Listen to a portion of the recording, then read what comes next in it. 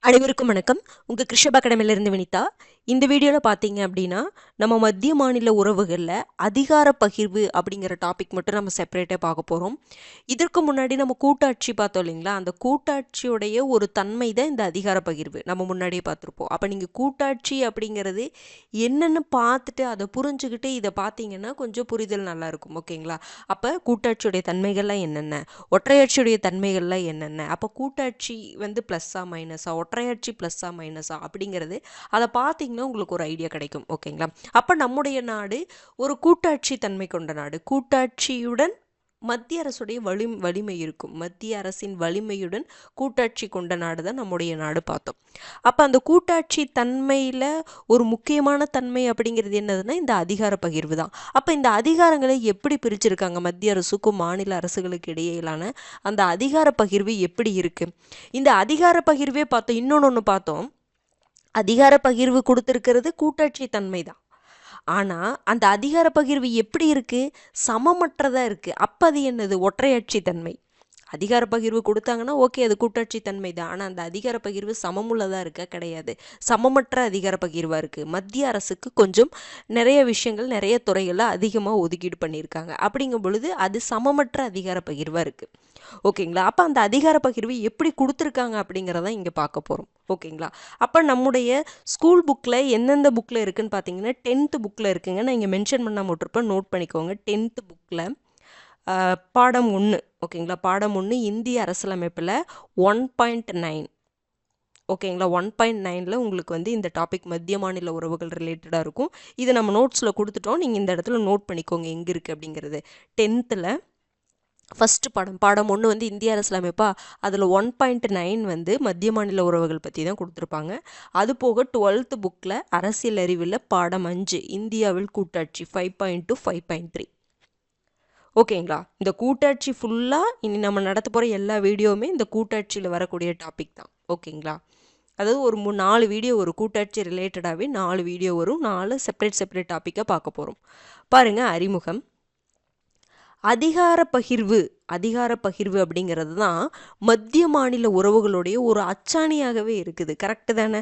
அந்த மத்திய மாநில உறவுகள் சரியாக இருக்கணும் அப்படின்னா தனித்தனி அதிகாரத்தை அவங்களுக்கு பிரித்து கொடுத்துடணும். அப்போ தான் அந்த இடத்துல அந்த உறவு நல்லா இருக்கும், நிலையானதாக இருக்கும். அப்போ இந்த அதிகார பகிர்வு தான் மத்திய மாநில உறவுகளுடைய அச்சாணியாக இருக்குது.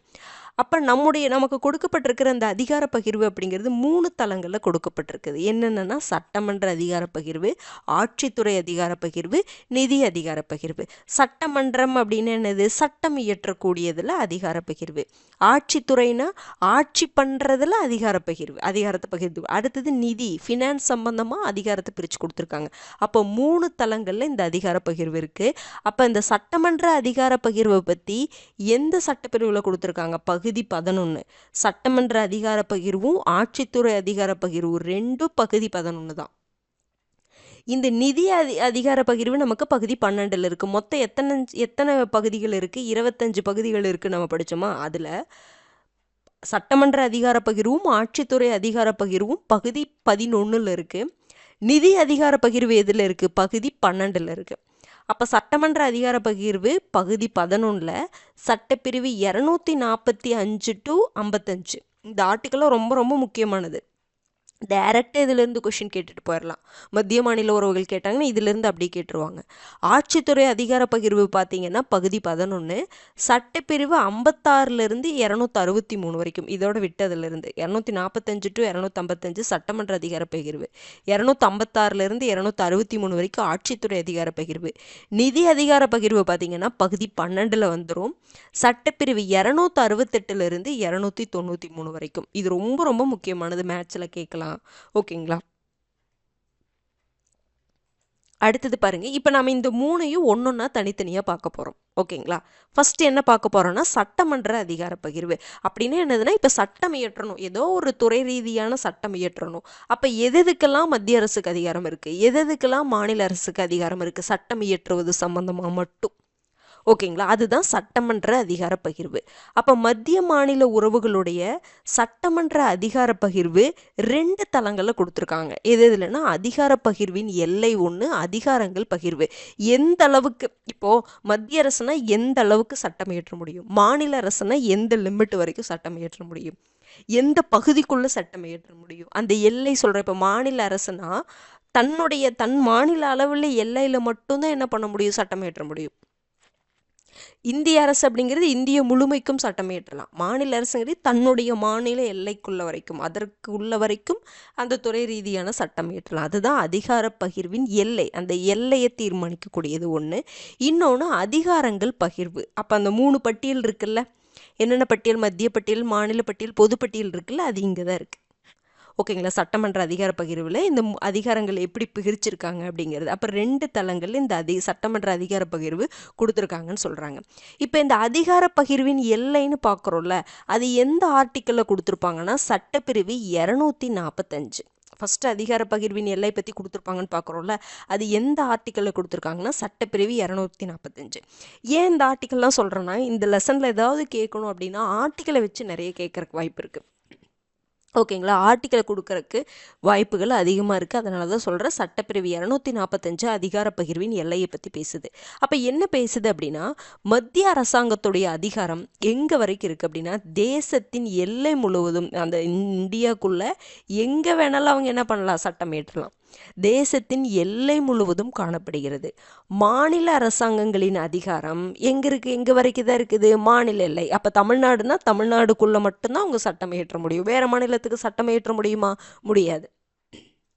அப்போ அந்த எல்லையை தான் இது சொல்லுது. ஓகேங்களா, அப்போ மத்திய அரசாங்கத்தின் அதிகாரம் தேசத்தின் எல்லை முழுவதும் இருக்கு, மாநில அரசாங்கங்களின் அதிகாரம் மாநில எல்லை மீது காணப்படுகிறதுன்னு சொல்றாங்க.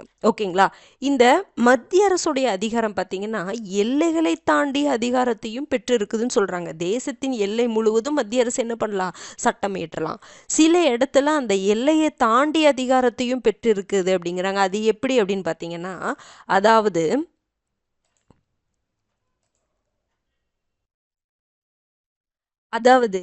மத்திய அரசு இந்தியாவில் மட்டுமல்ல, உலகின் எந்த பகுதியிலும் வசிக்கும் இந்திய குடிமகன்கள் மற்றும் அவர்கள் சொத்துக்கள் மீது அதிகாரம் செலுத்துகிறது. அப்போ தேசத்தின் முழுமைக்கும் மத்திய அரசு அதிகாரம் செலுத்துது. அப்போ சில இடத்துல தேசத்தின் எல்லையை தாண்டியும் செய்யுது. எப்போ, மத்திய அரசு இந்தியாவில் மட்டுமல்ல, உலகில் எல்லா பகுதியிலையும், எந்த பகுதியிலும் இந்திய குடிமகன்கள் வசிக்கிறாங்க, அந்த இந்திய குடிமகன்கள் மீதும் அவர்கள் வச்சிருக்கக்கூடிய அந்த சொத்துக்கள் மீதும் நம்முடைய மத்திய அரசு என்ன பண்ணுது, அதிகாரம் செலுத்துது. உலகில் எந்த பகுதியில் இருக்கக்கூடிய இந்திய குடிமகன்கள் மீது மத்திய அரசு அதிகாரம் செலுத்துதுன்னு சொல்கிறாங்க. ஓகேங்களா, மாநில எல்லைக்குள் மட்டும்தான் மாநில அரசாங்கங்கள் என்ன பண்ணுது, அதிகாரம் செலுத்துதுன்னு சொல்கிறாங்க.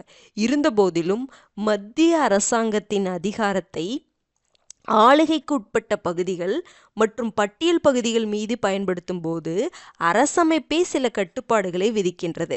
இப்போது இந்த யூனியன் டெரிட்டரிஸு, அப்புறம் பட்டியல் பகுதிகள்னால் அந்த அட்டவணைப்படுத்தப்பட்ட பகுதிகள், பட்டியலிடப்பட்ட பகுதிகள் அப்படிங்கிற மாதிரிலாம் வந்து குடியரசுத் தலைவர் வந்து அறிவிப்பார் அப்படின்னு சொல்லி பார்த்தோம்ல, அந்த பகுதிகள் மீது மத்திய அரசு அதிகாரம் செலுத்துவதை கான்ஸ்டிடியூஷனே என்ன பண்ணுதுன்னா சில கண்டிஷனோட பண்ணுது.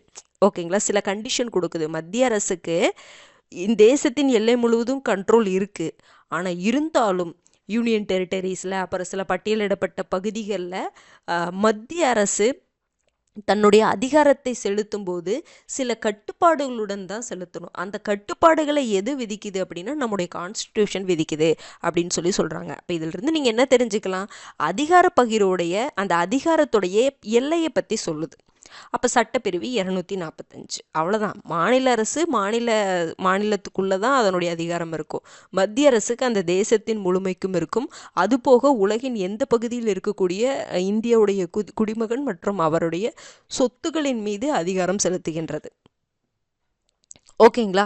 அடுத்தது இன்னொரு தளம் என்ன பார்த்தோம்? அதிகாரங்கள் பகிர்வு. இந்த அதிகாரங்கள் பகிர்வை பற்றி சொல்லக்கூடிய ஆர்டிக்கல் தான் 246. 245 பார்த்தீங்கன்னா அந்த எல்லையை பற்றி சொல்லுது. சட்டப்பிரிவு 246 ரொம்ப ரொம்ப முக்கியமானது. அதிகாரங்கள் பகிர்வை பற்றி சொல்லுது.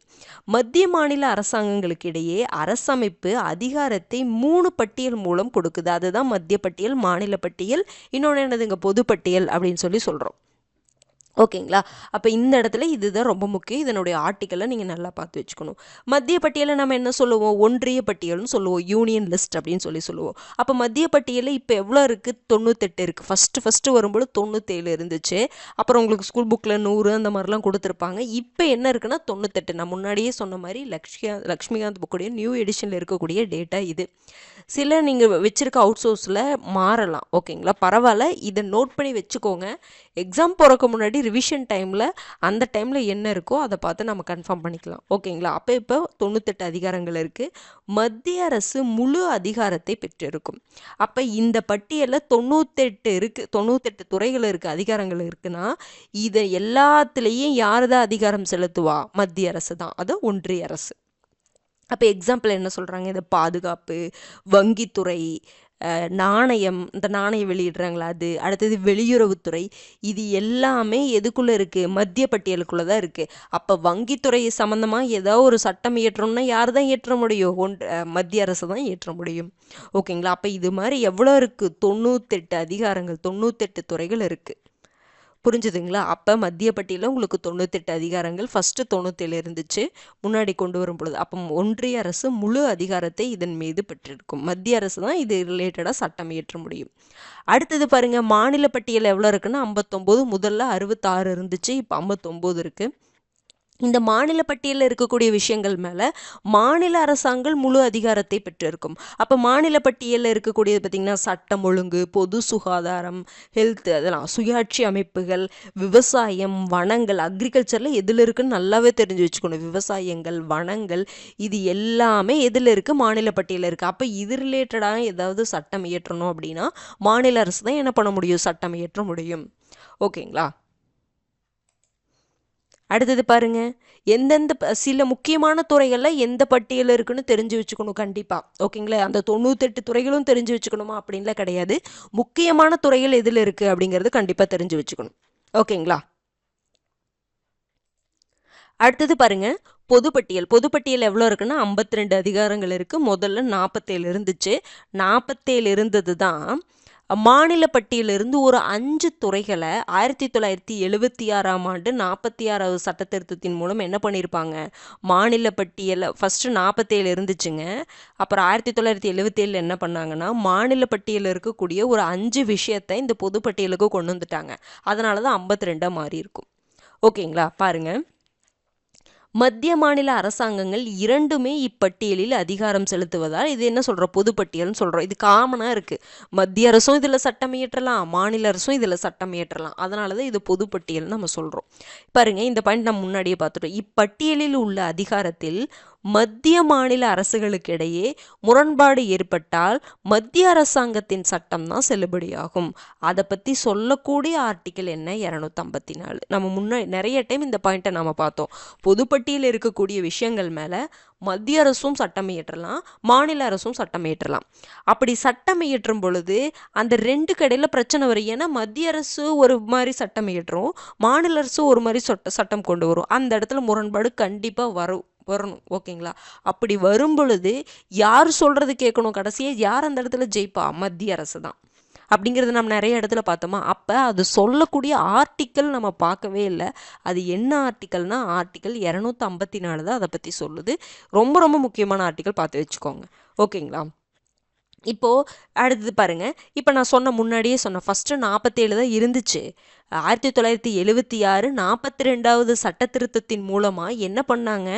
மாநில பட்டியலிருந்து ஒரு 5 துறைகளை என்ன பண்ணிட்டாங்க? பொதுப்பட்டியலுக்கு மாற்றிட்டாங்க. அப்போ அந்த 5 துறைகள் என்னென்ன அப்படிங்கிறத பாருங்க. என்னென்ன? கல்வி, காடுகள். இந்த 5 துறைகளும் கண்டிப்பாக மெமரி பண்ணி வைக்கணும். கல்வி, காடுகள், அளவைகள் மற்றும் எடைகள், வனவிலங்கு மற்றும் பறவைகள் பாதுகாப்பு, நீதித்துறை நிர்வாகம். அந்த நீதித்துறை நிர்வாகங்கிறது உச்ச நீதிமன்றம் மற்றும் உயர் நீதிமன்றம் தவிர அப்படின்னு ஞாபகம் போதுமானது.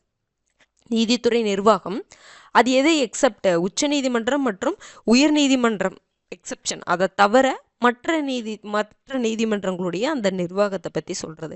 அப்போ கல்வி, காடுகள், அளவைகள் மற்றும் எடைகள், விலங்கு மற்றும் பறவைகள் பாதுகாப்பு, நீதித்துறை நிர்வாகம், இது எல்லாமே 1976 மாநில பட்டியலிருந்து எங்கே கொண்டு வந்துட்டாங்க, பொதுப்பட்டியலுக்கு கொண்டு வந்துட்டாங்க. இப்போ கூட பாருங்கள், ரீசெண்டாக இந்த கல்வி ரிலேட்டடாக நிறைய பிரச்சனை வருதா, கல்விக் கொள்கை ரிலேட்டடாக நிறைய பிரச்சனை வருது. தேசிய கல்விக் கொள்கைன்னு சொல்லிட்டு சென்ட்ரல் கவர்மெண்ட் 2020 கொண்டு வர்றாங்க. நம்ம அதுக்கு ஒத்துக்காமல் தமிழ்நாடு தனியாக மாநில கொள்கை நம்ம கொண்டு வந்தோம். அப்போ இதில் இது என்ன சொல்ல வரேன்னா, மத்திய அரசுக்கு இதில் உரிமை இருக்குது, பொதுப்பட்டியலில் இருக்க மத்திய அரசுக்கு உரிமை இருக்குது, மாநில அரசுக்கு உரிமை இருக்குது. இப்போ முரண்பாடு, அதனால தான் நமக்கு இந்த இடத்துல பிரச்சனை ஆகிட்டு இருக்கு. நிறைய இஷ்யூஸ் நம்ம பார்த்துட்டு தான் இருக்கிறோம். ஓகேங்களா? அப்போ இதை நீங்கள் இப்படி கம்பேர் பண்ணி படிக்கணும். அதனால தான் பார்த்தீங்கன்னா நிறைய ஸ்டேட்ஸ் பார்த்தீங்கன்னா இந்த கல்வி அப்படிங்கிறத நீங்கள் திருப்பி என்ன பண்ணிடுங்க, இந்த மாநில பட்டியலுக்கு கொண்டு வந்துருங்க அப்படிங்கிற மாதிரிலாம் கூட கேட்டுட்ருக்காங்க. ஓகேங்களா? அப்போ இதை நம்ம தெரிஞ்சுக்கணும். அடுத்தது பாருங்க, அடுத்தது ஒரு ரொம்ப முக்கியமான ஒரு இது ஜிஎஸ்டி. இப்போ ஜிஎஸ்டி வந்துச்சு 2017 ஜிஎஸ்டி கொண்டு வந்தாங்க. நம்ம ஜிஎஸ்டி பற்றி, ஜிஎஸ்டி கவுன்சிலை பற்றி, அடுத்தது பார்த்திங்கன்னா இந்த ஜிஎஸ்டியோடைய அந்த மசோதா, அதை பற்றிலாம் நம்ம எக்கனாமிக்ஸில் அதை நம்ம பார்க்கலாம். ஓகேங்களா? அந்த சட்டங்களை பற்றி நம்ம கடைசி கிளாஸில் அது வரும்னு நினைக்கிறோம். ஓகேங்களா? அப்போ அதை பற்றி பார்க்கலாம்.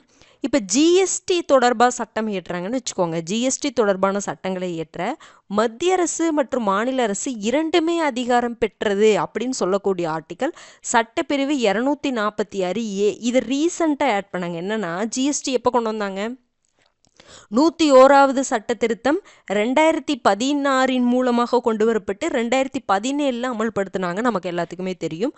101வது சட்ட திருத்தம், நோட் பண்ணிக்கோங்க, 101வது அரசமைப்பு சட்ட திருத்தம் 2016. ஓகேங்களா? அப்போ அந்த ஜிஎஸ்டியை கொண்டு வந்து எப்போ அமல்படுத்துகிறாங்கன்னா 2017 ஜிஎஸ்டியை அமல்படுத்தியிருப்பாங்க. அந்த 101வது அரசமைப்பு சட்ட திருத்தம் 2016 படி தான் இந்த சட்டப்பிரிவு 246A சேர்க்கப்பட்டிருக்கும்.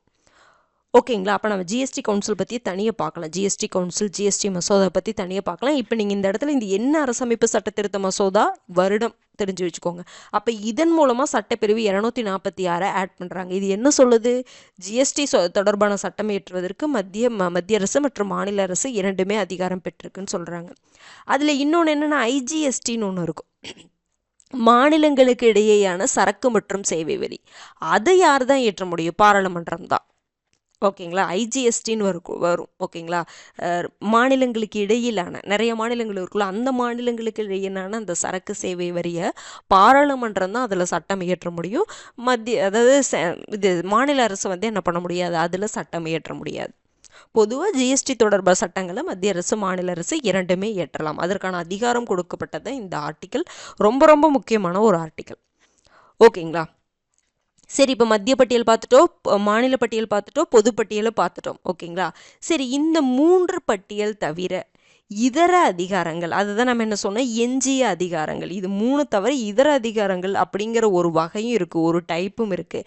அந்த இதர அதிகாரங்கள் தொடர்பான சட்டம் இயற்றக்கூடிய அதிகாரம் யாருக்கு தான் இருக்குது, மத்திய அரசுக்கு தான் இருக்குது. நம்ம முன்னாடியே பார்த்தோமா? அப்போ இது என்ன சொல்லுவோம், இது கூட ஒரு ஒற்றையாட்சி தன்மையை கூட நம்ம படித்தோம்ல. இந்த எஞ்சிய அதிகாரங்களின் மீதான அதிகாரம் யாருக்கிட்ட தான் இருக்குது, மத்திய அரசுக்கிட்ட தான் இருக்குது. ஓகேங்களா? அப்போ ஆனால் அமெரிக்காவில் பார்த்தீங்கன்னா யாருக்கு கொடுத்துருப்பாங்க, இந்த இதர அதிகாரத்துடைய அந்த சட்டம் ஏற்றக்கூடிய அதிகாரம் மாநில அரசுக்கு கொடுத்துருப்பாங்க, பார்த்தோம். மேற்கண்ட அதிகார பகிர்வை, மேற்கண்ட நம்ம மத்திய பட்டியல், மாநில பட்டியல், பொதுப்பட்டியல் இதெல்லாம் பார்த்தோம்ல. இந்த அதிகார பகிர்வை வழங்குவதில் நமது அரசமைப்பு இந்திய அரசாங்க சட்டம் 1935 பின்பற்றுகிறது. நீங்கள் கவர்மெண்ட் ஆஃப் இந்தியா ஆக்ட் 1935 நம்ம படித்தோம், ஞாபகம் இருக்குங்களா? ஒன்றிய பட்டியல், பொதுப்பட்டியல், அதை பேஸ் பண்ணி இது பண்ணியிருக்காங்க, கொண்டு வந்திருக்காங்க அப்படிங்கிற மாதிரி சொல்கிறாங்க. அந்த 1935 act, government of India act, அதில் தான் இந்த மத்திய பட்டியல், மாநில பட்டியல், பொதுப்பட்டியல் அப்படிங்கிற கான்செப்ட் வந்திருக்கும். அதை பேஸ் பண்ணி இது இருக்குது அப்படிங்கிற மாதிரி சொல்கிறாங்க. அவ்வளோதான். ஓகேங்களா? அப்போ நல்லா பார்த்துக்கோங்க, பொதுப்பட்டியல் அப்படிங்கிறது 52 அதிகாரங்கள், மத்திய மாநில அரசாங்கங்கள் இரண்டுமே இதில் அதிகாரம் செலுத்தும். அப்படி செலுத்தும் பொழுது அதுக்குள்ளே அந்த முரண்பாடு ஏற்பட்டுச்சு அப்படின்னா மத்திய அரசாங்கத்துடைய சட்டம் தான் செல்லுபடியாகும் அப்படின்னு சொல்லக்கூடிய ஆர்டிக்கல் 254. அப்புறம் 1976 42வது சட்ட திருத்தத்தின் மூலமாக 5 துறைகள் மாநில பட்டியலிருந்து பொதுப்பட்டியலுக்கு மாற்றப்பட்டது. அது என்னென்ன துறைகள்னு பார்த்துக்கோங்க. அதுக்கப்புறம் இந்த ஜிஎஸ்டி தொடர்பான சட்டம் இயற்றுவதற்கு மத்திய அரசு மாநில அரசு ரெண்டுக்குமே சமமான அதிகாரம் இருக்குது. அதுலேயும் அந்த ஐஜிஎஸ்டி மட்டும் பாராளுமன்றம் தான் இயற்ற முடியும். அந்த சட்டப்பிரிவு 246A அப்படிங்கிறது எந்த அமெண்ட்மெண்ட் மூலமாக கொண்டு வந்தாங்கன்னா 101வது அரசமைப்பு திருத்தச் சட்டம் 2016. ஜிஎஸ்டி அமல்படுத்தப்பட்டது 2017. ஓகேங்களா, அந்த சட்ட திருத்தம் கொண்டு வந்த ஆண்டை நான் சொல்கிறேன் 2016, அது அமல்படுத்தப்பட்டது 2017. ஓகேங்களா, அப்போ இது எல்லாம் தவிர ஒரு எஞ்சிய அதிகாரம் இதர அதிகாரங்கள் அப்படின்னு சொல்லிட்டு ஒரு டைப் இருக்குது. அந்த இதர அதிகாரங்கள் மீதான அதிகாரம் யார் தான் செலுத்த முடியும்? மத்திய அரசு தான் செலுத்த முடியும். ஓகேங்களா, அவ்வளோதான். அப்போ மத்திய பட்டியல், மாநில பட்டியல், பொதுப்பட்டியல் என்னென்ன இருக்குது, என்னென்ன துறைகள் இருக்குது அப்படிங்கிறத நல்லா பார்த்து வச்சுக்கோங்க. ஓகேங்களா, எத்தனை அதிகாரங்கள் இருக்குது, என்னென்ன துறைகள், முக்கியமான துறைகள் அதுக்குள்ளே என்ன இருக்குதுன்னு பார்த்துக்கிட்டா போதும். ஓகேங்களா, சரி. அப்போ சில இடத்துல விதிவிலக்குகள் இருக்குது. இந்த அதிகார பகிர்வில் சில எக்ஸப்ஷன் கேஸ் இருக்குது. என்னென்ன கேஸ் அப்படிங்கிறத நம்ம பார்க்க போகிறோம். பாருங்கள், மேற்கண்ட அதிகார பகிர்வு சில சிறப்பு சமயங்களில் நிறுத்தி வைக்கப்படும். இப்போ மாநில பட்டியலில் இதுதான் சட்டம், மாநில அரசு தான் சட்டம் இயற்றணும் அப்படின்னு சொல்கிறோம்ல. சில இடத்துல மாநில அரசு அதில் சட்டம் இயற்ற முடியாது. அப்போ அந்த மாதிரி எக்ஸப்ஷன் கேஸ் எல்லாம் இருக்குது அப்படின்னு சொல்கிறாங்க. ஓகேங்களா, இச்சமயங்களில் அந்த அதிகாரத்தை நிறுத்தி வைக்கப்படும் சொல்கிறாங்கல்ல. அப்போ என்ன ஆகும்னா மாநில அரசாங்கங்களின் அதிகாரங்கள் நீக்கப்பட்டு மத்திய அரசாங்கத்தின் அதிகாரம் அதிகரிக்கப்படும். இப்போ மாநில பட்டியலுக்குன்னு சில துறைகளை கொடுத்துருக்காங்க.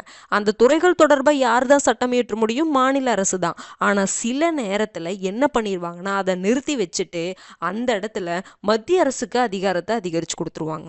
அது என்னென்ன அப்படிங்கிறத நம்ம தெரிஞ்சுக்க வேண்டியது. ஓகேங்களா, ரொம்ப முக்கியமானது. பாருங்கள், ஃபஸ்ட்டு தேசிய அவசர காலம். இதெல்லாம் நம்ம முன்னாடியே பார்த்தது தான். இந்த இடத்துல ஏன் வருது அப்படிங்கிறத தெரிஞ்சுக்கோங்க. ஃபஸ்ட்டு தேசிய அவசர காலம். தேசிய அவசர காலத்தை பற்றி சொல்லக்கூடிய ஆர்டிக்கல் என்னது? சட்டப்பிரிவு 352. சட்டப்பிரிவு 352 படி தேசிய அவசர நிலையை அறிவிக்கக்கூடிய அதிகாரம் யாருக்கு இருக்குது? குடியரசுத் தலைவருக்கு இருக்குது. குடியரசுத் தலைவர் எப்போ தேசிய அவசர நிலையை அறிவிப்பார்? போர், அந்நிய ஆக்கிரமிப்பு, ஆயுதமேந்திய கிளர்ச்சி, இந்த மாதிரி காரணங்களால் போர் ஏற்படுது, அந்த மாதிரி இருந்துச்சு அப்படின்னா குடியரசுத் தலைவர் என்ன பண்ணுவார்? தேசிய அவசர நிலையை பிரகடனம் செய்வார். அது சொல்லக்கூடிய ஆர்டிக்கல் என்னது? 352. இது முன்னாடியே பார்த்துட்டோம். சரி, இந்த மாதிரி காரணங்களால், இந்த மாதிரி நாட்டிற்கு எதிரான சவால்களை சமாளிப்பதற்கு, இந்த மாதிரி இருக்கும்போது நாட்டிற்கு எதிரான சவால்களை சமாளிப்பதற்கு நாடாளுமன்றத்தின் அதிகாரங்கள் என்ன பண்ணும்? மாநில பட்டியலிலும் செலுத்தப்படும் இப்படின்னு சொல்லக்கூடிய ஆர்டிக்கல் 250. ஓகேங்களா, தேசிய அவசர நிலையை பற்றி சொல்லக்கூடிய ஆர்டிக்கல் 352. ஓகேங்களா, தேசிய அவசர நிலையின் போது நாடாளுமன்றத்தின் அதிகாரம் மாநில பட்டியலிலும் செலுத்தப்படும் அப்படின்னு சொல்லக்கூடிய ஆர்டிக்கல் 250. புரிஞ்சுதுங்களா? அதாவது இப்போ இந்த தேசிய அவசர நிலையை அறிவிச்சுட்டாங்கன்னு வச்சுக்கோங்களே, அப்போ என்ன பண்ணுவாங்கன்னா மாநில பட்டியலில் சில துறைகள் இருக்குல்ல, அதில் சட்டம் இயற்றக்கூடிய அதிகாரத்தை நாடாளுமன்றம் எடுத்துக்குமாமா. ஓகேங்களா, அப்போ இது ஒரு எக்ஸப்ஷன். மாநில பட்டியலில் இருக்கிறது மாநில அரசு தானே சட்டம் இயற்றணும். ஆனால் தேசிய அவசர நிலையை அறிவிச்சிட்டாங்க அப்படின்னா அப்போ சவால்களை சமாளிப்பதற்காக நாடாளுமன்றம் என்ன பண்ணுதாமா? மாநில பட்டியலில் இருக்கக்கூடிய விஷயங்களில் சட்டம் இயற்றுவதற்கான அந்த உரிமையை எடுத்துக்கொள்ளும் அப்படின்னு சொல்லக்கூடிய ஆர்டிக்கல் 250. தேசிய அவசர நிலையை பற்றி சொல்லக்கூடிய ஆர்டிக்கல் 352. தேசிய அவசர நிலையின் போது நாடாளுமன்றம்னா என்ன? மத்திய சட்டமன்றம். அதுதான், அது மாநில பட்டியலில் இருக்கக்கூடிய விஷயங்களை சட்டம் இயற்றக்கூடிய அதிகாரத்தை எடுத்துக்கும் அப்படின்னு சொல்கிறாங்க. அது என்ன பண்ணும்? மாநில பட்டியல்லையும் அது சட்டம் இயற்றும். மத்திய அரசு அந்த டைமில் என்ன பண்ணும்? மாநில பட்டியலில் இருக்கக்கூடிய விஷயங்கள்லையும் சட்டம் இயற்றும் அப்படின்னு சொல்கிறாங்க. இது ஒரு எக்ஸப்ஷன் கேஸ். ஓகேங்களா. அடுத்தது மாநிலங்களுக்கு இடையேயான ஒப்பந்தம். பாருங்க, 2 அல்லது 2ற்கு மேற்பட்ட மாநிலங்கள் தங்களின் நலன் கருதி ஒரு குறிப்பிட்ட அதிகாரத்தில் மத்திய அரசு தங்களுக்கான பொது சட்டத்தை நிறைவேற்ற கோரினால் நாடாளுமன்றம் அச்சட்டத்தை நிறைவேற்றி தரும். அதாவது பொதுவாக மாநில பட்டியலில் இருக்கக்கூடிய விஷயங்கள்ல மாநில அரசு தான் முடிவெடுக்கும், சட்டம் இயற்றும். ஆனால் 2 அல்லது 2ற்கு மேற்பட்ட மாநிலங்கள்லாம் சேர்ந்து ஒரு ஒப்பந்தம் போட்டு தங்களோட நலனுக்காக மாநில பட்டியலில் இருக்கக்கூடிய சில அதிகாரத்தில் மத்திய அரசு நீங்கள் என்ன பண்ணுங்க, எங்களுக்காக இது ஒரு பொது சட்டத்தை நிறைவேற்றித்தாங்க அப்படின்னு சொல்லிட்டு மாநிலங்கள் அவங்களுக்குள்ள ஒரு ஒப்பந்தம் பண்ணி கேட்டாங்க அப்படின்னா நாடாளுமன்றம் என்ன பண்ணும், அந்த மாநில பட்டியலில் இருக்கக்கூடிய அவங்க கேட்ட அந்த அதிகாரத்திலிருந்து என்ன பண்ணும், சட்டத்தை அந்த பட்டியலில் இருக்கக்கூடிய துறை ரீதியான ஒரு சட்டத்தை இயற்றி தரும்னு சொல்கிறாங்க. அதாவது மாநில பட்டியலில் ஏதோ ஒரு விஷயம் இருக்குது, ஏதோ ஒரு துறை இருக்குது. அது இப்போ அக்ரிகல்ச்சர்னே வச்சுக்கோங்க. அக்ரிகல்ச்சர் உங்களுக்கு எது இருக்குது, மாநில பட்டியலில் இருக்குது. அப்போ இது ரிலேட்டடாக வந்து பொதுவாக 3 மாநிலங்களுக்கு இது பொதுவாக ஒரு அவங்களுக்குள்ள ஒரு பிரச்சனை இருக்குதுன்னு வச்சுக்கோங்க. அப்போ ஒரு 4-5 மாநிலங்கள் சேர்ந்து அவங்களுக்குள்ள தொடர்பான ஒரு அக்ரிகல்ச்சர் சம்பந்தமான ஒரு விஷயம். அப்போ இவங்களோட பொது நலன் கருதி இவங்க என்ன கேட்குறாங்கன்னா, மத்திய அரசுகிட்ட போய் எங்களுக்காக இந்த அக்ரிகல்ச்சரில் இது ஒரு விஷயம் இருக்குது, இதை வந்து நீங்கள் இதை சார்ந்து என்ன பண்ணுங்க அப்படின்னா சட்டம் இயற்றி கொடுங்க அப்படின்னு சொன்னாலும் இது மாநில பட்டியலில் இருந்தாலும் இவங்க ஒப்பந்தத்தின் மூலமாக கேட்டதுனால நாடாளுமன்றம் என்ன பண்ணி தரும், அச்சட்டத்தை நிறைவேற்றி தரும்னு சொல்கிறாங்க. அப்போ இது ஒரு எக்ஸப்ஷன் கேஸ். அடுத்தது பார்த்திங்கன்னா சர்வதேச ஒப்பந்தம். சர்வதேச ஒப்பந்தங்களை அமல்படுத்துவதற்காக நாடாளுமன்றம் மாநில பட்டியலில் உள்ள அதிகாரத்தில் சட்டம் இயற்றலாம். இப்போ நம்ம நாடுக்கு வேற நாடுக்கு ஒரு ஒப்பந்தம் இல்லை, சர்வதேச அமைப்பு கூட நம்ம ஒரு ஒப்பந்தம் போட்டிருக்கோம், சர்வதேச ஒப்பந்தம் நம்ம போட்டிருக்கோம்.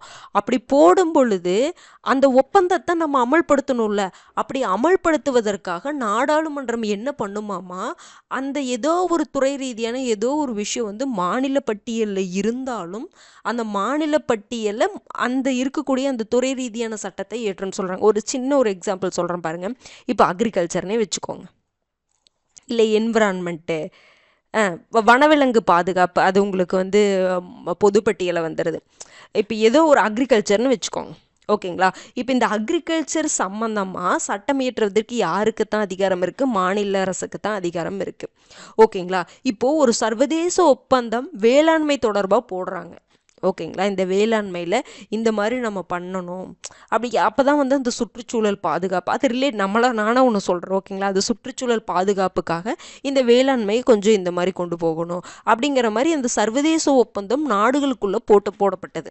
அப்போ அந்த ஒப்பந்தத்தை நம்ம என்ன பண்ணணும்னா அமல்படுத்தணும், கண்டிப்பாக அமல்படுத்தணும்ல.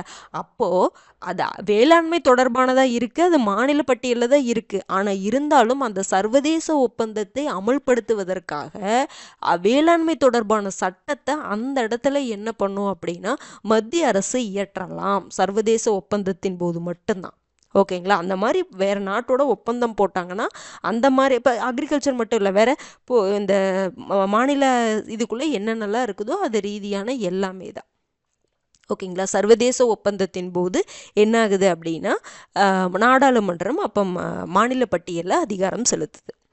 அடுத்தது பார்த்திங்கன்னா மாநில அவசர நிலை.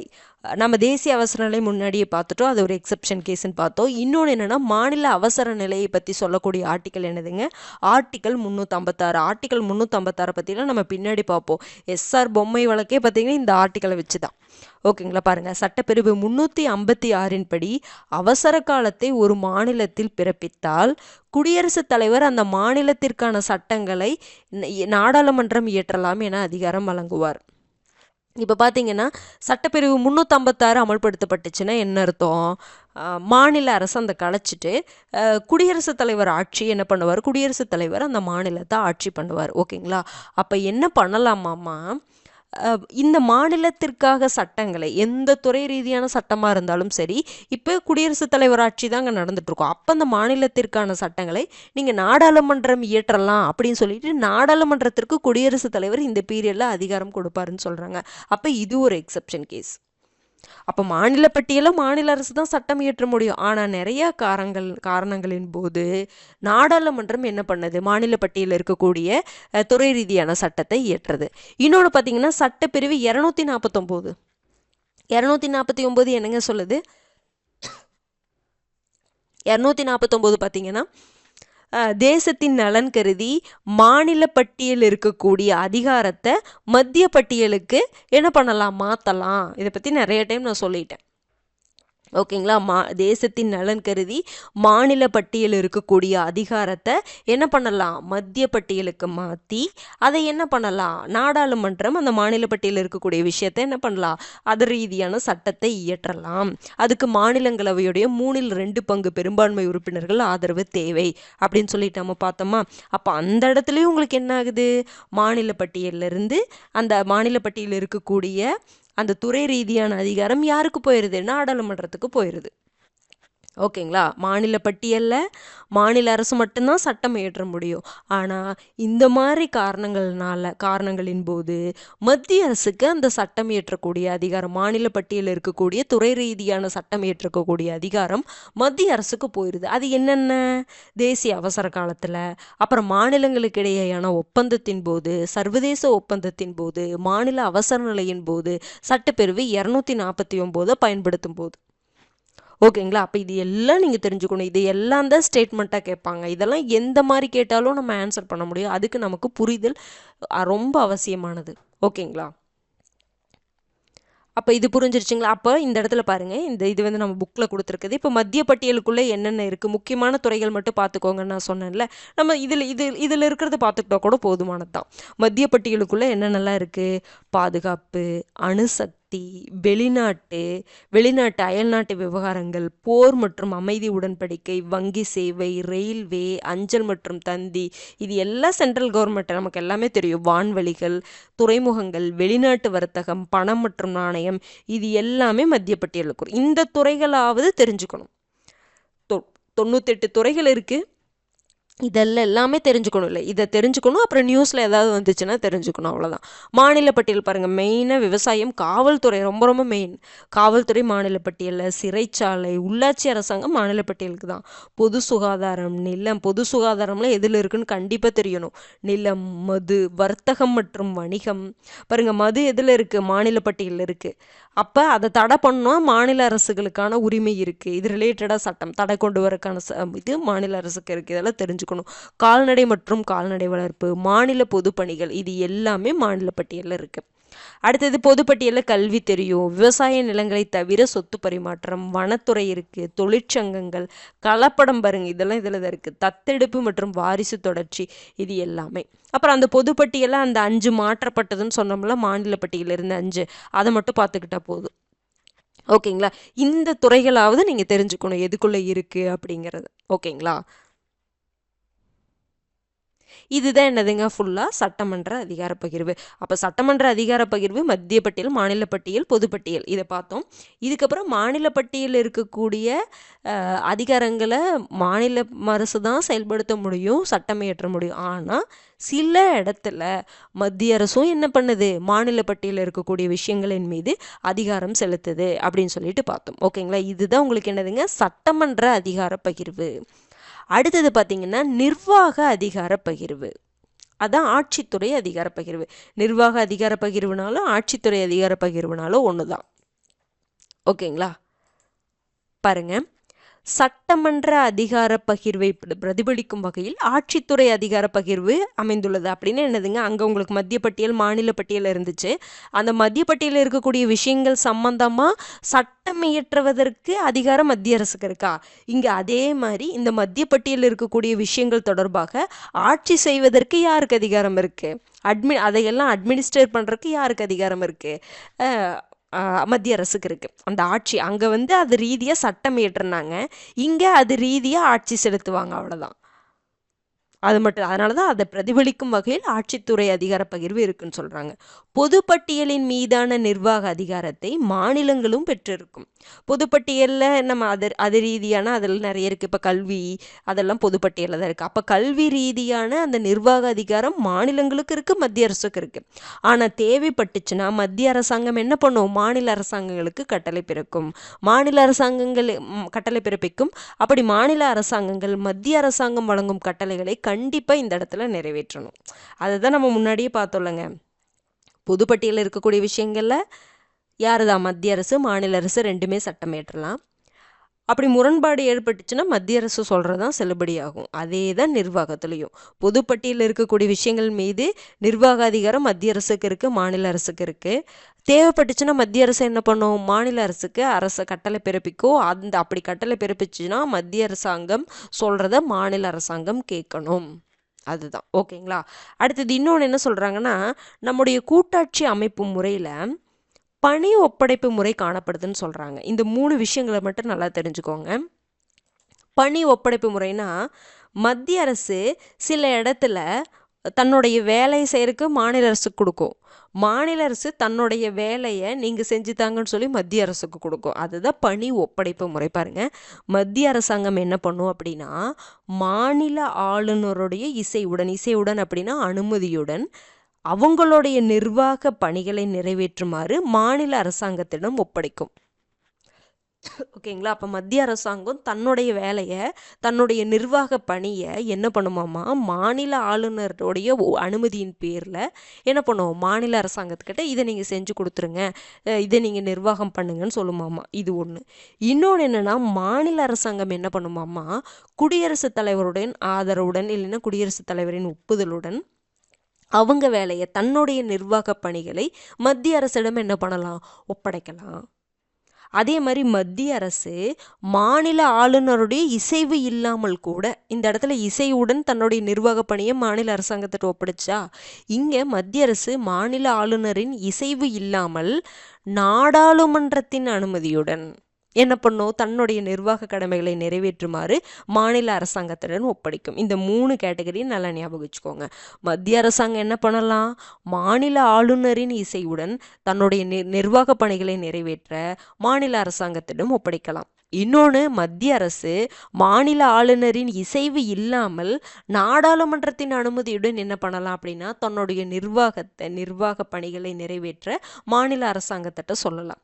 இன்னொன்று என்ன? மாநில அரசாங்கம் குடியரசுத் தலைவருடன் அந்த ஆதரவுடன் அனுமதியுடன் தன்னுடைய நிர்வாக பணிகளை நிறைவேற்ற மத்திய அரசுகிட்ட ஒப்படைக்கலாம். இந்த 3 விஷயம், இதுதான் பணி ஒப்படைப்பு முறை. இதுதான் ஆட்சித்துறை நிர்வாக பகிர்வு. ஆட்சித்துறையை அந்தந்த பட்டியல் அந்தந்த விஷயத்தில், அந்தந்த மத்திய பட்டியல்னா மத்திய அரசு தான் நிர்வாகம் பண்ணும். மாநில பட்டியலில் இருக்கக்கூடிய விஷயங்கள்லாம் மாநில அரசு தான் நிர்வாகம் பண்ணும். ஆனால் சில இடத்துல பணி ஒப்படைப்பு முறையின் மூலமாக மத்திய அரசுடைய வேலையை மாநில அரசும் செய்யுது, மாநில அரசுடைய அந்த நிர்வாகத்தை மத்திய அரசு பார்க்குது அப்படின்னு சொல்கிறாங்க. அவ்வளோதான் இந்த இடத்துல இருக்கிறது. ஓகேங்களா? அடுத்தது பாருங்க, இப்போ 2 அதிகார பகிர்வு பார்த்துட்டோம். சட்டமன்ற அதிகார பகிர்வு பார்த்துட்டோம். அடுத்தது ஆட்சித்துறை நிர்வாக பகிர்வு பார்த்துட்டோம். 3வது என்னன்னா நிதி அதிகார பகிர்வு. இது எதில் இருக்குன்னு பார்த்தோம்? பகுதி 12ல் இருக்குதுன்னு பார்த்தோம். ஓகேங்களா? பாருங்க, கூட்டாட்சி முறையின் வெற்றிக்கு நிதி அதிகார பகிர்வு மிகவும் முக்கியமானது. ஏன்னா பணம் அப்படிங்கிறது, அப்போ அந்த ஸ்டேட்டை ரன் பண்ணணும்னா கண்டிப்பாக என்ன வேணும்? பணம் வேணும். ஓகேங்களா? அப்போ தான் அதை கரெக்டாக ரன் பண்ண முடியும். அப்போ கூட்டாட்சி முறையின் அந்த வெற்றிக்கு நிதி அதிகார பகிர்வு ரொம்ப ரொம்ப ரொம்ப முக்கியமானது. இந்த பகிர்வானது இந்திய அரசாங்க சட்டம் 1935 பெரிய அளவில் பிரதிபலிக்குதுன்னு சொல்கிறாங்க. அங்கே அந்த சட்டத்தில் இருக்கக்கூடிய விஷயங்கள் இந்த இடத்துல அதிகமாக பிரதிபலிக்குது, இந்த நிதி அதிகார பகிர்வில் அதிகமாக பிரதிபலிக்குது அப்படின்னு சொல்கிறாங்க. இந்த நிதி அதிகார பகிர்வில் 2 வகையான வருமானங்கள் இங்கே இருக்குன்னு சொல்கிறாங்க. ஒன்று என்னது அப்படின்னா வரி வருமான பகிர்வு. இன்னொன்று வரி அல்லாத வருமான பகிர்வு. அதை தான் இதர வருமான பகிர்வுன்னு சொல்லுவோம். வரி வருமான பகிர்வு, இதர வருமான பகிர்வு அப்படின்னு சொல்லிட்டு 2 பிரிக்கிறாங்க. இப்போ இந்த வருமான பகிர்வு இருக்குது பார்த்தீங்களா, இதை தான் நீங்கள் ஆர்டிக்கலை நல்லா பார்த்துக்கணும். இது ரொம்ப ரொம்ப முக்கியமானது. ஓகேங்களா. வரி வருமான பகிர்வு பார்த்தீங்கன்னா 5 வகையில் தீர்மானிக்கப்பட்டிருக்குதுன்னு சொல்கிறாங்க. ஃபஸ்ட்டு ஆர்டிக்கல் 268, 269, 70, 71 இதை நல்லா பார்த்துக்கணும். இது 269ங்கிறது இதுக்குள்ளே இருக்கக்கூடிய ஒரு கேட்டகரி. 5 வகையாக வரி வருமான பகிர்வை கொடுத்துருக்குறாங்க. ஒன்று என்ன அப்படின்னா 268 அது சொல்லுது, சில வரிகளை மத்திய அரசாங்கம் விதிக்கும், ஆனால் வசூலிக்கிற யாருதுன்னா மாநில அரசாங்கம் வசூலித்து பயன்படுத்திக்கும். இது ஆர்டிக்கல் 268. ஒன்றுமே இல்லைங்க, வரியை மத்திய அரசாங்கம் சில வரிகளை என்ன பண்ணுன்னா மத்திய அரசாங்கம் விதிக்கும், அவ்வளோதான். ஆனால் அதைய வசூலித்து பயன்படுத்தி கொள்வது யாருன்னா மாநில அரசாங்கம். அதுதான் சட்டப்பிரிவு 268 சொல்லுது. எக்ஸாம்பிள் முத்திரை வரி, கலால் வரி. சில கொடுத்துருவாங்க. இந்த கலால் வரி எந்த வரி பார்த்தீங்கன்னா மத்திய அரசாங்கம் விதிக்குது, ஆனால் மாநில அரசாங்கம் வசூலித்து பயன்படுத்துது அப்படின்னு சொல்லிட்டு கூட கொடுத்துடலாம். அப்போ அதை பற்றி சொல்லக்கூடியது ஆர்டிக்கல் 268. அடுத்தது சட்டப்பிரிவு 269 என்ன சொல்கிறாங்க அப்படின்னா, சில வரிகளை மத்திய அரசாங்கம் விதித்து அதை வசூலிச்சுட்டு அந்த வருமானம் யாருக்கு கொடுத்துருவாங்கன்னா மாநிலங்களுக்கு கொடுத்துருவாங்க. எடுத்துக்காட்டு செய்தித்தாள்களில் வரும் விளம்பரங்கள் மீதான வரி. அப்போ சில வரிகளை மத்திய அரசாங்கம் விதித்து அதுதான் வசூலிக்கும், ஆனால் மாநிலங்களோட பயன்பாட்டுக்கு அந்த வருமானத்தை கொடுத்துரும். அதுதான் சட்டப்பிரிவு 269 சொல்லியிருக்கிறது, செய்தித்தாள்களில் வரும் விளம்பரங்கள் மீதான வரி. இதில் தான் இன்னொன்று 269 ஒன்று இருக்குது. இது என்னென்னா இந்த ஜிஎஸ்டி பற்றி சொல்கிறது. ஜிஎஸ்டி வரி கலெக்ட் பண்ணுறது, விதிக்கிறது, வசூலிப்பு பற்றி சொல்கிறது தான் இந்த 269 ஓகேங்களா. இது ஜிஎஸ்டின்னு ஞாபகம் வச்சுக்கோங்க, இதுக்குள்ளே வருது அப்படிங்கிறத ஞாபகம் வச்சுக்கோங்க, போதுமானது. அடுத்தது சட்டப்பிரிவு 270 என்னன்னு பார்த்தீங்கன்னா, சில வரிகள் மத்திய அரசால் விதிக்கப்பட்டு வசூலிக்கப்பட்டு மத்திய மாநிலங்களுக்கிடையே பகிர்ந்து கொள்ளப்படும். அது சட்டப்பிரிவு 270. எடுத்துக்காட்டு விவசாய வருமானம் தவிர பிற வருமானங்கள் மீதான வரி. அப்போ சில வரிகள் பார்த்தீங்கன்னா மத்திய அரசு விதிக்கும், மத்திய அரசே தான் வசூலிக்கும், ஆனால் அந்த வரியை மத்திய அரசும் மாநில அரசும் பகிர்ந்துக்கும். அதை சொல்லக்கூடிய ஆர்டிக்கல் 270. ஓகேங்களா. அடுத்தது 271 என்னன்னா மத்திய அரசுக்காகவே ஒதுக்கப்பட்ட வரி. அந்த மத்திய அரசாங்கத்திற்கு ஒதுக்கப்படுவதற்காகவே விதிக்கப்படும் கூடுதல் வரி, இந்த வேட்டு அதெல்லாம் நம்ம பார்ப்போம். ஓகேங்களா. அது எல்லாமே இதுக்குள்ளே வந்துடும். சுங்கவரி போன்றவை முற்றிலும் மத்திய அரசாங்கத்திற்கு ஒதுக்கப்பட்டுள்ளது. அப்படின்னு என்ன, இது மத்திய அரசுக்கு மட்டும்தாங்க. அவங்களே போடுவாங்க, அவங்களே விதிப்பாங்க, அவங்களே பயன்படுத்திக்குவாங்க. மத்திய அரசு மட்டும் ஃபுல்லாக அந்த வரியை எடுத்துக்கும். அதுதான் சட்டப்பிரிவு 271. இன்னொரு டைப் ஆஃப் வரி இருக்குது, என்னென்னா மாநிலங்கள் விதிக்கும். மாநிலங்களால் விதிக்கப்பட்டு வசூலிக்கப்பட்டு மாநிலங்களே பயன்படுத்திக்கும், முற்றிலும் மாநிலங்களால் பயன்படுத்தப்படும் வரிகள். எடுத்துக்காட்டு பார்த்தீங்கன்னா விற்பனை வரி, சேல்ஸ் டேக்ஸ் போன்ற வரிகள் முற்றிலும் மாநில அரசாங்கத்திற்கு ஒதுக்கப்பட்டன. அப்போ நல்லா தெரிஞ்சுக்கோங்க, கடைசியிலிருந்து பாருங்கள். ஒன்று ஃபுல்லாக மாநிலங்களால் விதிக்கப்பட்டு வசூலிக்கப்பட்டு மாநிலமே பயன்படுத்திக்கும், ஃபுல்லாக மாநிலங்கள் மட்டும்தான் அந்த இடத்துல. அதுதான் ஒரு வரி, ஒரு டைப் ஆஃப் வரி. இன்னொன்று என்ன அப்படின்னா அந்த வரி பகிர்வு. இன்னொரு டைப் என்ன அப்படின்னு பார்த்தீங்கன்னா மத்திய அரசே ஃபுல்லாக எடுத்துக்கும், மத்திய அரசே விதித்து மத்திய அரசே வசூலித்து மத்திய அரசே பயன்படுத்தும். அதுதான் என்னதுங்க சட்டப்பிரிவு 271. இது 2 புரிஞ்சிருக்குன்னு நினைக்கிறேன். இன்னும் அந்த ஃபஸ்ட்டு 3 நல்லா புரிஞ்சுக்கணும். ஓகேங்களா. அந்த வித்தியாசம் தெரிஞ்சுக்கணும். சில வரிகளை என்ன பண்ணுமாமா மத்திய அரசு விதிக்கும், ஆனால் அதை கலெக்ட் பண்ணி பயன்படுத்துறது யார், மாநில அரசாங்கம். அது சட்டப்பிரிவு 268 முத்திரை வரி, கலால் வரி. அடுத்து இன்னொரு 269 என்ன சொல்லியிருப்பாங்கன்னா, சில வரி மத்திய அரசாங்கம் விதிக்கும், மத்திய அரசாங்கம் தான் வசூலிக்கும், ஆனால் அது என்ன பண்ணிடுவாங்க மாநிலங்களுக்கு கொடுத்துருவாங்க. அது சட்டப்பிரிவு 269. அதுக்குள்ளே தான் இந்த ஜிஎஸ்டி வரும் 269 அந்த 101வது சட்ட திருத்தம் நம்ம பார்த்தோம்ல, அப்போ தான் இங்கே ஆட் பண்ணியிருப்பாங்க. அடுத்தது 270 என்ன பார்த்தீங்கன்னா, சில வரிகள் மத்திய அரசு தான் விதிக்கும், மத்திய அரசு தான் வசூலிக்கும். போன இதில் என்ன பண்ணாங்கன்னா அதை மாநிலங்களுக்கே கொடுத்துட்டாங்களா. இது என்னன்னா மத்திய மாநிலங்கள் ரெண்டுமே வச்சுக்கும், மத்திய அரசு மாநில அரசு ரெண்டுமே தனக்குள்ளே பகிர்ந்துக்கும். அதுதான் என்னதுங்க இந்த சட்டப்பிரிவு 270. இது புரிஞ்சிருச்சுங்களா. இந்த 5 வகையான வரியை வச்சு ஆர்டிக்கலை வச்சு நம்மளை கொஷின் கேட்கலாம். இந்த மாதிரி வரி வருமான பகிர்வு இப்படி தான் பிரித்து கொடுத்துருக்காங்க இந்த மாதிரி. ஓகேங்களா. அடுத்தது பாருங்கள், இதர வருமான பகிர்வு அப்படிங்கிறது வரி அல்லாத வருமான பகிர்வு. இதர வருமான பகிர்வுனா மேலே பார்த்தது வரி வருமான பகிர்வு. இதர வருமான பகிர்வு என்ன அப்படின்னா வரி தவிர இதர வருமான வழிகள் இருக்குல்ல, அது மத்திய மாநில அரசமைப்பால் வழங்கப்பட்டிருக்குன்னு சொல்கிறாங்க. மத்திய அரசாங்கம் என்ன பண்ணும், தனக்கான வணிக மற்றும் தொழில் நிறுவனங்களை நடத்தி வருமானத்தை ஈட்டிக்கலாம்.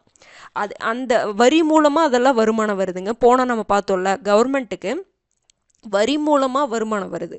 இன்னொன்று என்னதுன்னா வரி இல்லாமல் சில வருமானங்கள் கவர்மெண்ட்டுக்கு வரும். அது எப்படி வரும், மத்திய அரசாங்கம் என்ன பண்ணுன்னா தனக்கான வணிக மற்றும் தொழில் நிறுவனங்களை நடத்தி என்ன பண்ணிக்கலாம், வருமானத்தை ஈட்டிக்கலாம். எடுத்துக்காட்டு தொழில் நிதி நிறுவனம், ரயில்வே துறை, ஒளிபரப்பு, அஞ்சல் துறை, இது சார்ந்து அவங்களா ஒரு நிறுவனத்தை நடத்தி அதன் மூலமாக என்ன பண்ணிக்கலாம், வருமானத்தை ஈட்டிக்கலாம். அடுத்து பார்த்திங்கன்னா மாநில அரசாங்கங்கள் பார்த்திங்கன்னா தங்களுக்காக ஒதுக்கப்பட்ட வணிக தொழில் நிறுவனங்கள் மூலமாக வருமானத்தை என்ன பண்ணிக்கலாம், ஈட்டிக்கொள்ளலாம். எடுத்துக்காட்டு மின்சாரம், நீர்ப்பாசனம், வனங்கள், தரைவழி போக்குவரத்து, அது மூலமாக என்ன பண்ணிக்கலாம்னா தன்னுடைய வருமானத்தை ஈட்டிக்கலாம். மேலே கொடுத்தது எல்லாமே வரியில் கிடைக்கக்கூடிய அமௌண்ட்டு. இது என்ன பண்ணலாம்னா சென்ட்ரல் கவர்மெண்ட் தனக்காக ஒரு தொழில் நிறுவனத்தை நடத்தி வருமானத்தை ஈட்டலாம். மாநில அரசாங்கம் அப்படிதான் தனக்காக ஒரு தொழில் நிறுவனத்தை நடத்தி என்ன பண்ணலாம், வருமானத்தை ஈட்டிக்கலாம். ஓகேங்க, இது இப்படி தான் இதர வருமான பகிர்வு இப்படி தான் பிரிக்கப்பட்டிருக்கு. மேலே இருக்கிறது எப்படி கவர்மெண்ட் கலெக்ட் பண்ணி கவர்மெண்ட் விதிக்கிறாங்க, அதிகமாக சென்ட்ரல் கவர்மெண்ட் விதித்து கலெக்ட் பண்ணுற மாதிரி தான் இருக்குது. ஒன்று மட்டும்தான் மாநிலங்கள் விதிக்கப்பட்டு மாநிலங்களால் வசூலிக்கப்பட்டு மாநிலங்கள் பயன்படுத்துது அப்படின்னு சொல்லி பார்த்தோம். அப்போ இதுதான் என்னதுங்க, நிதி வருமான பகிர்வு. ஓகேங்களா, நிதி வருமான பகிர்வு ரொம்ப ரொம்ப முக்கியமானது. அதுவும் இந்த ஆர்டிக்கிள் இந்த 5 டைப்பு ரொம்ப ரொம்ப முக்கியமானது. ஓகேங்களா, அடுத்தது பாருங்கள். அதுக்கப்புறம் சும்மா ஜென்ரலானது தான், 2 விஷயம். மானியங்கள்னு இருக்குது. நம்ம மானியங்கள் பார்க்குறோம், சப்சிடிஸ் கொடுக்குறாங்கல்ல, அது என்னென்னா பாருங்கள், சட்டப்பிரிவு 275 சட்டப்பூர்வ மானியங்கள் அப்படின்னு சொல்லிட்டு கொடுத்துருப்பாங்க. Statutory grants.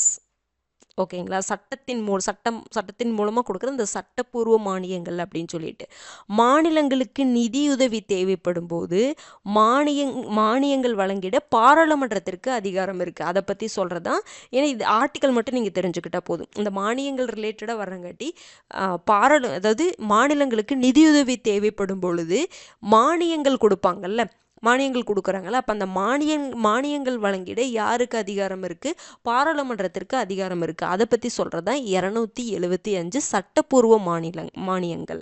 இன்னொன்று தன் விருப்ப மானியங்கள், டிஸ்கிரிஷனரி கிராண்ட்ஸ் அப்படின்னு சொல்லுவோம்.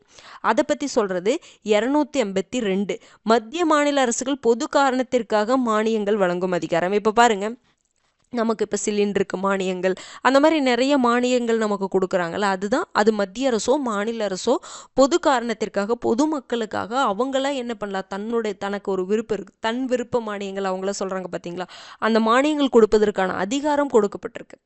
ஓகேங்களா, இது சட்டப்பிரிவு 282.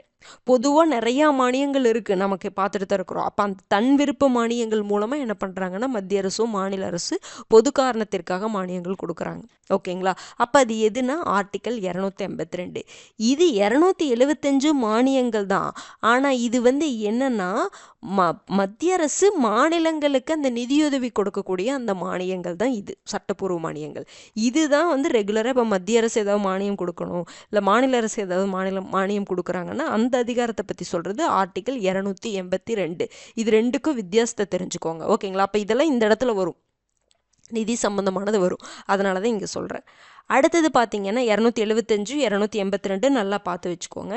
அடுத்தது இப்போ நிதி வகைகள், ஃபண்ட்ஸ், டைப் ஆஃப் ஃபண்ட்ஸ், ஒரு 3 டைப் ஆஃப் ஃபண்ட்ஸ் இருக்குதுங்க நம்ம இதில். இந்திய தொகுப்பு நிதி, கன்சாலிடேட்டட் ஃபண்ட் ஆஃப் இந்தியா, இல்லைன்னா ஒருங்கிணைந்த தொகுப்பு நிதின்னு சொல்லுவோம். இந்திய தொகுப்பு நிதி இல்லைன்னா ஒருங்கிணைந்த தொகுப்பு நிதி, கன்சாலிடேட்டட் ஃபண்ட் ஆஃப் இந்தியா. இன்னொன்று இந்திய பொது கணக்கு, பப்ளிக் அக்கௌண்ட்ஸ் அப்படிங்கிற மாதிரி சொல்லுவோம். ஓகேங்களா, அடுத்தது இந்திய அவசர கால நிதி இல்லைன்னா இந்திய தற்செயல் நிதி, contingency fund of India, consolidated fund of India, இன்னொன்று பார்த்தீங்கன்னா பப்ளிக் அக்கௌண்ட்ஸ் ஆஃப் இந்தியா. அடுத்தது பார்த்தீங்க அப்படின்னா கண்டிஜென்சி ஃபண்ட் ஆஃப் இந்தியா. ஒன்று கன்சாலிடேட்டட் ஃபண்ட் ஆஃப் இந்தியா, அதுதான் இந்திய தொகுப்பு நிதி. இன்னொன்று contingency fund of India. Contingency fund of India அப்படிங்கிறது இந்திய அவசரகால நிதி இல்லைன்னா இந்திய தற்செயல் நிதின்னு கொடுத்துருப்பாங்க. இந்திய பொது கணக்கு அப்படிங்கிறது பப்ளிக் அக்கௌண்ட்ஸ் ஆஃப் இந்தியா அப்படிங்கிற மாதிரி சொல்லுவாங்க. ஓகேங்களா, இது 3 தான் நிதி வகைகள். ஓகேங்களா? இந்த இந்திய தொகுப்பு நிதியிலிருந்து தான் எடுத்து இப்போ இந்த சேலரிலாம் கூட நம்ம பார்த்தோம்.